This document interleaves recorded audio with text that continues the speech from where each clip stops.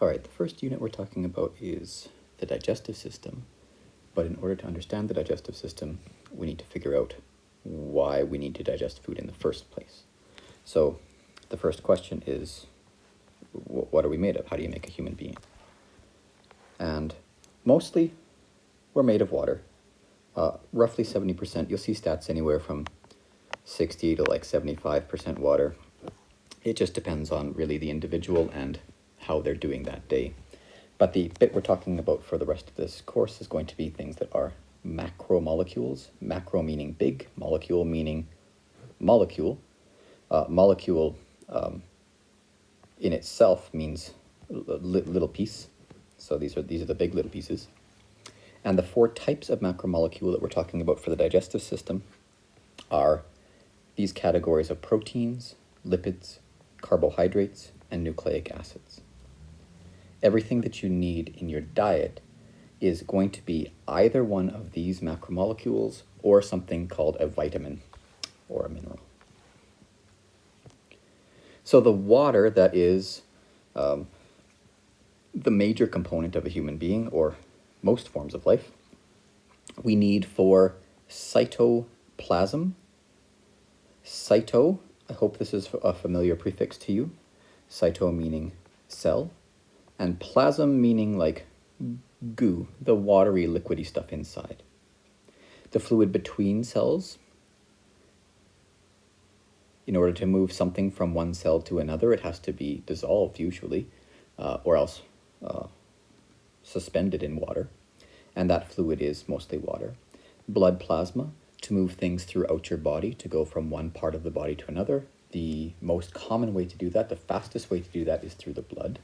There's a slower way called the lymph. The lymphatic system is separate but intertwined with your circulatory system. Everything that we do is dependent upon, requires water. Must have water in order to do anything that is a chemical process or any kind of biological process in the human body. We ignore water most of the way through this course, though. It's just sort of in the background, just like how you ignore air, but you need it to live. We ignore water, and we need it to live too. The first type of macromolecule we're going to talk about are the proteins. Proteins are molecules that are very big, very long, very complex, and their 3D shape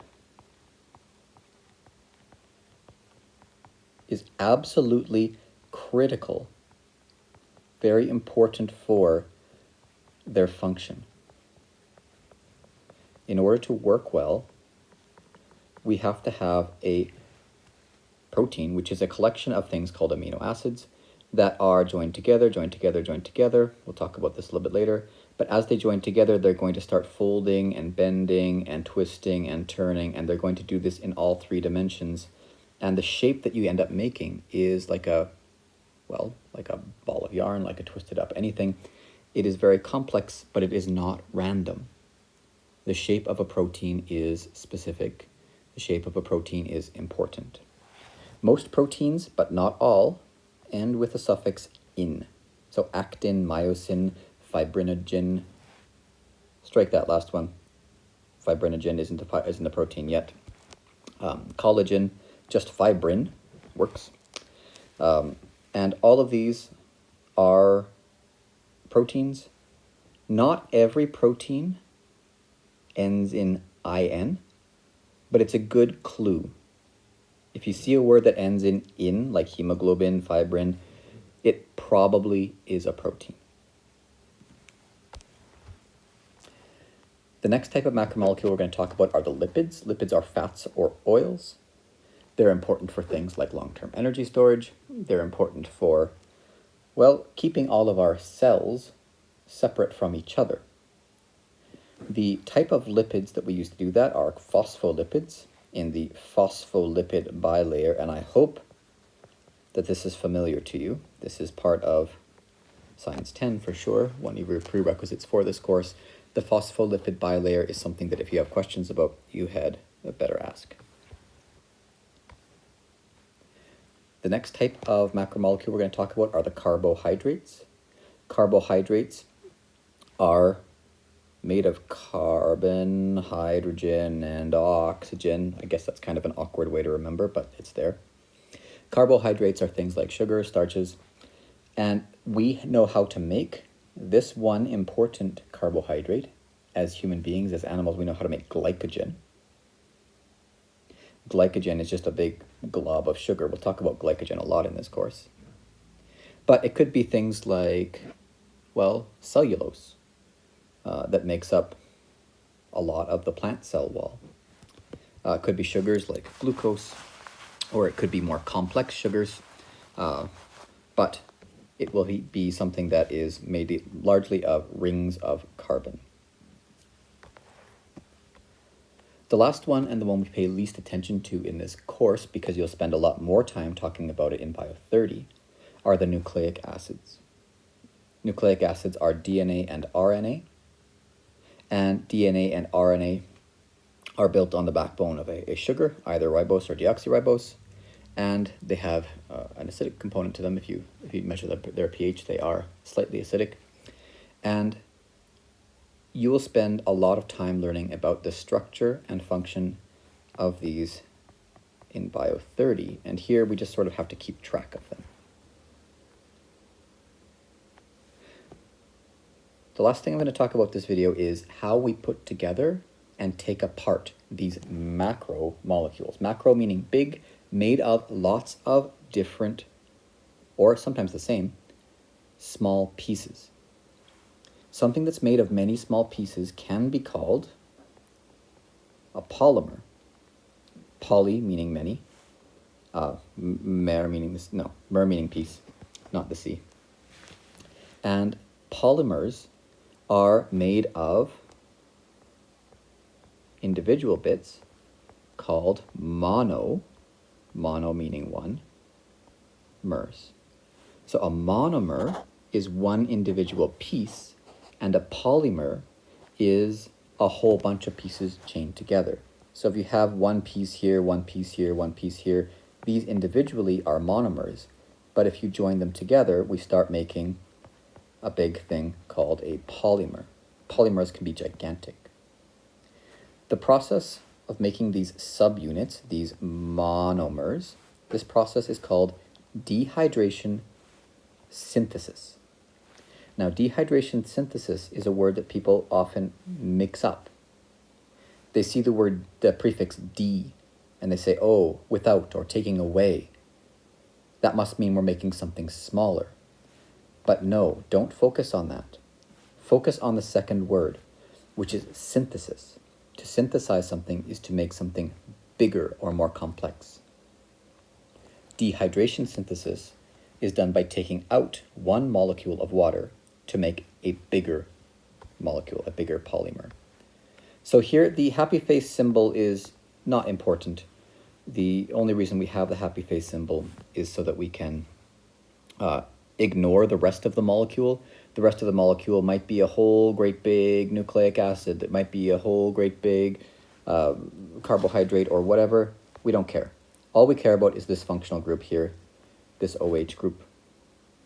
And if we take away, with two molecules that do have OH groups available, if we take away one hydrogen from over here and the entire OH group from over there, then together we have two hydrogens and an oxygen, and two hydrogens and an oxygen will be H2O, water.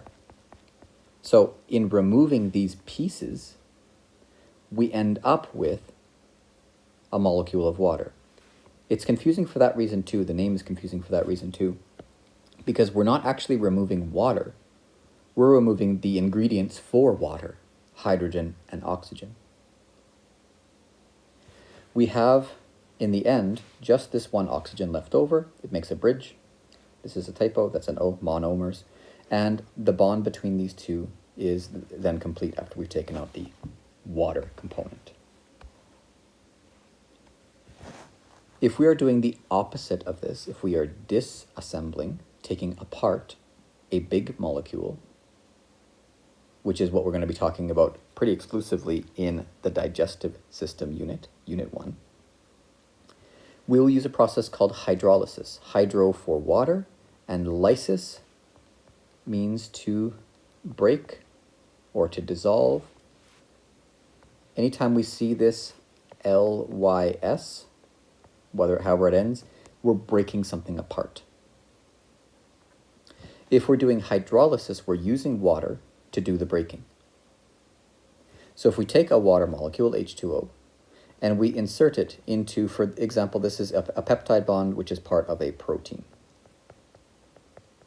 So we might have two amino acids joined together to make a dipeptide.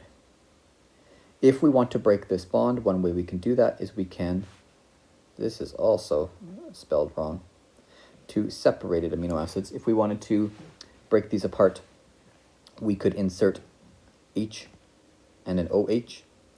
We could have an OH ending up here on the left molecule, an H on the right molecule, and we end up with two separate things that are no longer bound together. That process was hydrolysis, using water, inserting an H and an OH in the form of just a regular H2O molecule to break a bond. So as an illustration of this, if we're doing dehydration synthesis, we are taking this water out in order to make this bridge. And if we're trying to break this bridge, we'll insert a water in between so that we end up with an OH group on both sides and a broken bond. So this has probably been more chemistry than you were expecting, but you're in a biology course, which means you're in a chemistry course. Biology is a lot of chemistry happening all at once. We don't pay as much detail to what's happening to the individual bonds, individual atoms, individual ions, but we do have to understand what's going on in general. So some things you might want to renew your understanding of, to study some more, are types of bonds, bonds like ionic bonds or covalent bonds. Those are important to know. Things like what is a hydrogen bond, and why are they the way that they are. Here are some common, what we call functional groups. That was a bad underlining. Functional groups are the bits on the outside or the ends of molecules that do the reacting. If we have a whole bunch of parts, a whole bunch of atoms in the middle of a big molecule, the ones in the center rarely get a chance to react. The ones on the edges are the ones that react.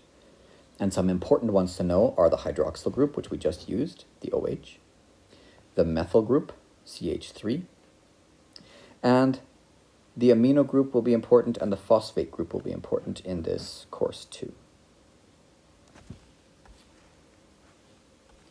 Okay, we're going to stop here for this video and continue in the next one.